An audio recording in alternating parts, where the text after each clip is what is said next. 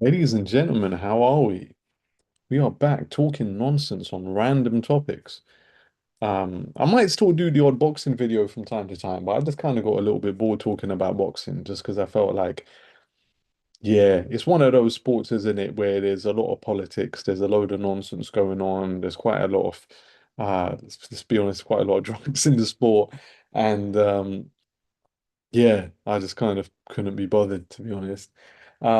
So yeah, purely for my own entertainment, I'm going to talk about just whatever I feel like, and if uh, if you feel like you want to listen, then please feel free to do so. And today's topic of conversation is going to be the Michael Jackson film. And I suppose just some of the thoughts that watching the film conjured up, some of the memories that it conjured up.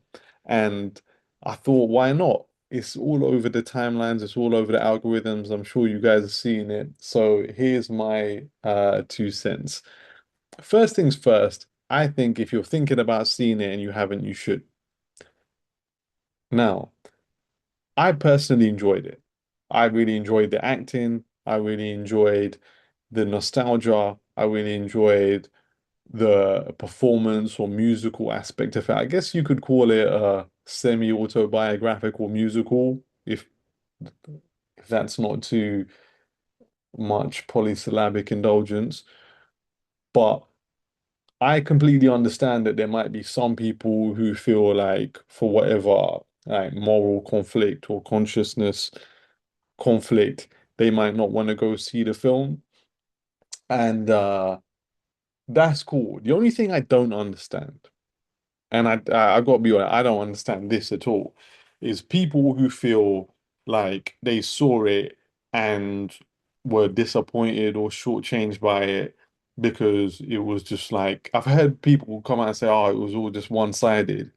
Like I don't know what you were expecting, to be honest. I think there's maybe like something suspect about your expectations. Like this is a film, uh, and maybe not everybody knows this at the time they go to see it, which is wild to me. But this is a film that's called Michael, right? Uh, that is backed by the Michael Jackson estate, right? And I feel like if you're gonna go watch a film like this, you should probably know who's making it, right?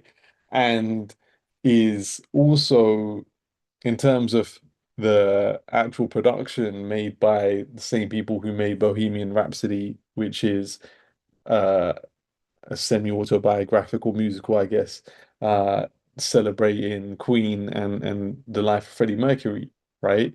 So you probably should have known that what is coming is going to be a celebration of Michael Jackson's life. You should have known that it's going to be, you know, loosely based on the truth, but there's going to be some artistic creativity in there, right? And so, yeah, I wasn't really too concerned about how literally true it was. I wasn't going in there expecting some kind of critical expose or some sort of documentary style investigative journalism. I wasn't expecting some kind of dark psychological thriller into the controversial aspects of his life. I was expecting exactly what I got, right? Which was a celebration on, Michael Jackson and something that was very light-hearted and optimistic and celebratory, which is what I got. And Jafar Jackson, who is most of you will know if you're still watching at this point, is the nephew of Michael Jackson, the son of Jermaine Jackson.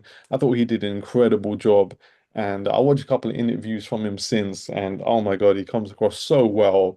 He comes across so incredibly humble and hardworking, just talking about the work that it took to prepare for that role.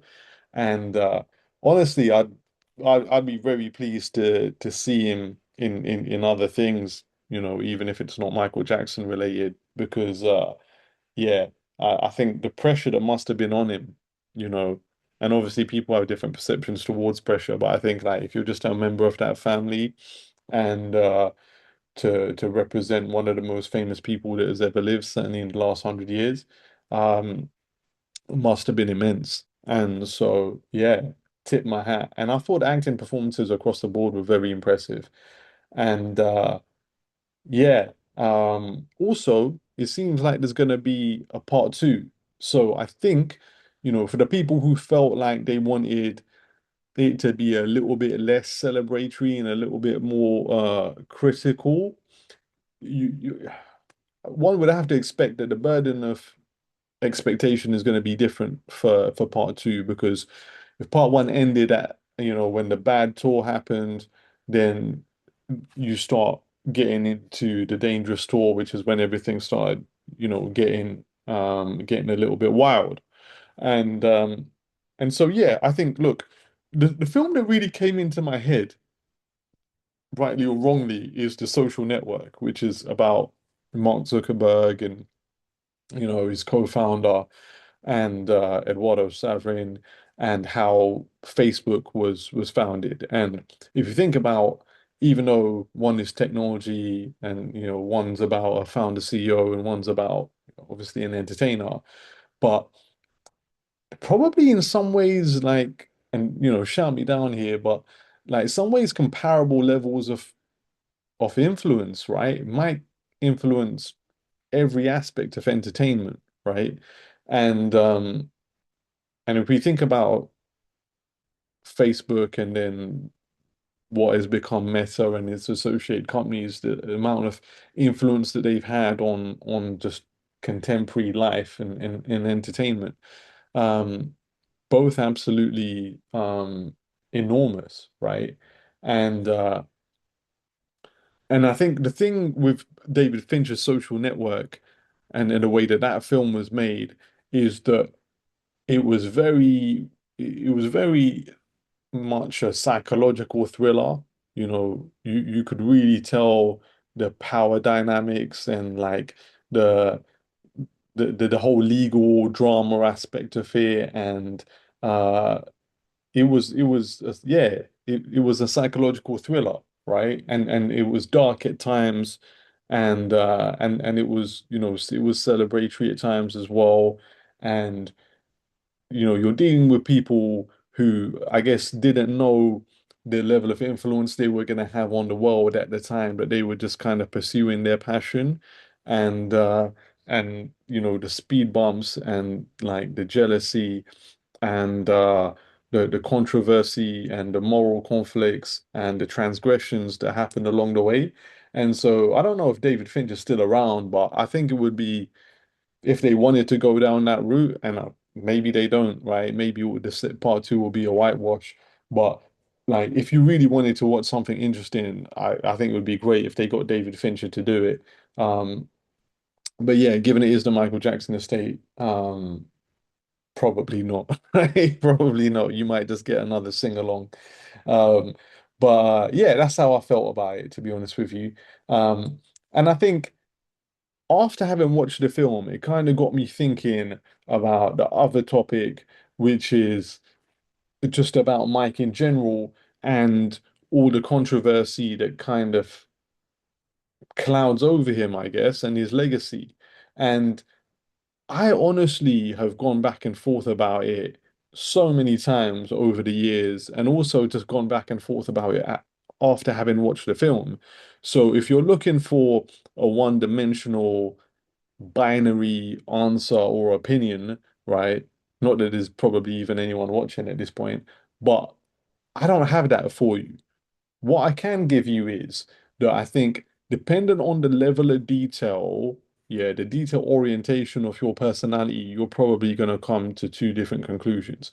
I think if you're a very detail-oriented person, right, and you want to go into the details, the the pros and cons of everyone that's come forward against Mike.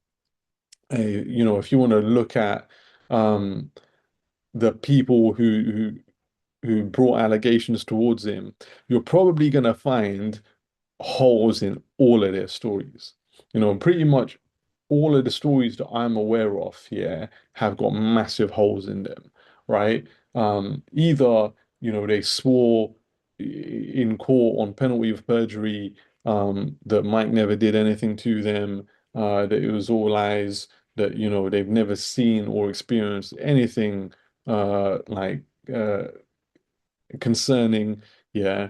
and then those same people um come back looking for money and whilst look, you know, I'm no qualified psychologist or anything, but yeah, when you go through traumas, you know, some people they're not able to even recall what they went through, and I get all of that, but you know, the point is that there really isn't the burden of proof that you would need to to conclude, you know, that anybody's guilt, which is the reason why Mike was never found guilty, you know, in anything. You know, the case that did go to civil court in the case of Gavin Arvizo, Mike was acquitted on all 14 charges, um, after like a, you know, 8-month investigation or something.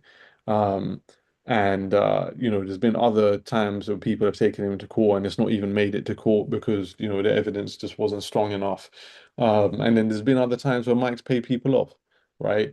And so, and even there's been reasons where you can look at that and you can say, look, it wasn't really Mike's decision, right? So the first person that he ever paid off, um, Mike was on tour, uh, and it was the most expensive tour, the highest grossing tour of all time. And like w the word that's coming out or has come out over the years from people that were close to the situation is that Mike didn't have much choice in it. He had, you know, corporate insurance for tour cancellations for any reason, including uh, legal cases. And under the terms of his insurance, uh, even if Mike wanted to go and cancel the tour and face it and face the charges, right, and prove his innocence, um, when you go to an insurance company and say, yeah, so I want you to pay to cover this 200 million cost of like canceling my tour so I can prove myself innocent, um, when it's a civil case and you could just pay them off for 20 million. Like, good luck trying to get the insurance company to agree to that. Do you know what I mean? So there's a lot of people that were saying that Mike didn't have any choice. The insurance company were willing to just pay the 20 million to make this go away, but they weren't willing to cover the cost of canceling the most expensive tour in history, right? And so yeah, basically, there is completely that argument, and obviously Mike has a lot of fans out there that look forensically into every allegation that's been made, and they find a lot of holes, right? But I do think that to go back to original point, it depends what type of person you are. There's a lot of people um, who don't, you know, go into all of the detail and just look at it at a high level and say that, look, this guy's been accused multiple times by multiple, you know, people that were minors at the time. And like his behavior never changed. He kept on doing it, you know. So it's like, even if it was taken out of your hands and you had to pay someone off, you know, and even if like you know there's this whole narrative that Mike was too powerful when he owned half of Sony and they were out to get him and whatever. Even okay, let's say that was true. Why would you then keep on doing it? Why would you then keep on like um hanging out with kids that are unsupervised, you know, having them like sleep in your bedroom, you know, and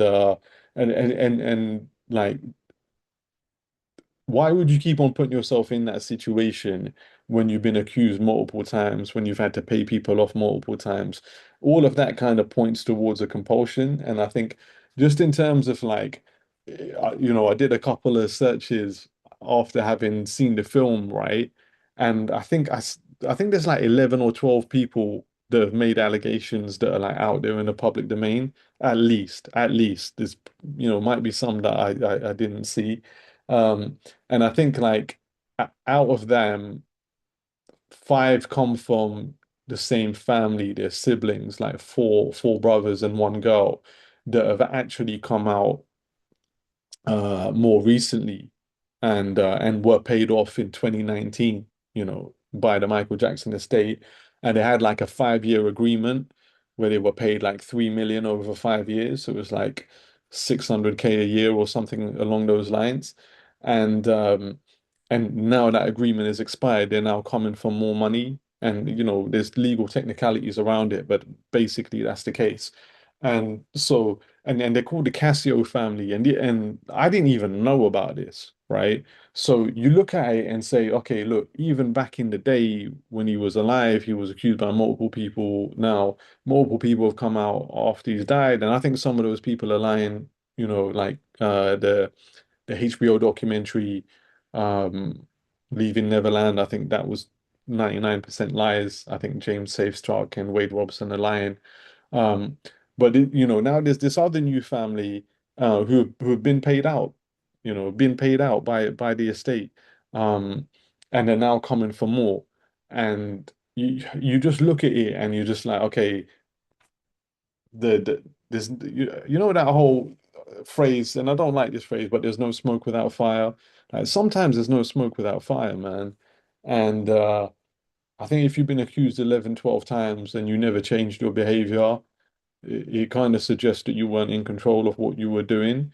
And I think like seven people, at least seven people that we know about have been paid out, since Mike was alive, or even after he's passed. So yeah, uh, it depends. It depends. Like if you held a gun to my head, I'd say I think he probably did something at least once. Do you know what I mean? Just because there's just too many people that have been paid. Like you might pay one or two, but you wouldn't pay seven. That's what I'm saying. And you wouldn't, and that those are just the people that we know about. So, but yeah, like I say, that's gone to my head. But take the gun away, I think it's probably 50-50. So that's that. I'm gonna be talking more nonsense about more stuff. So watch it if you want.